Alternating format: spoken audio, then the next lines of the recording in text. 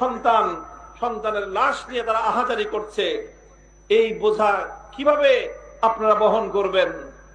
আপনার দলের ঐতিহ্যবাহী দল, 70 বছরের পুরাতন দল, হাজার হাজার লক্ষ লক্ষ নেতা কর্মী, কারো নিরাপত্তার কথা চিন্তা করলেন না।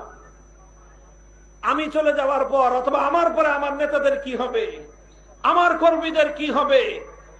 গোটা দলের সমস্ত মাঠ পর্যায়ের নেতা কর্মীদেরকে ঝুঁকির মুখে ফেলে রেখে নিজে আর নিজের বোন আর 16টা লাগেজ এই নিয়ে হেলিকপ্টারে করে পালায় গেলেন। লজ্জা হয় আমাদের বলতে যে এই ধরনের কাপুরুষোচিত একজন নেত্রী আমাদের দেশে প্রধানমন্ত্রী ছিলেন। উনি বলছিলেন উনি নাকি পালান না, উনি নাকি পালাবেন না।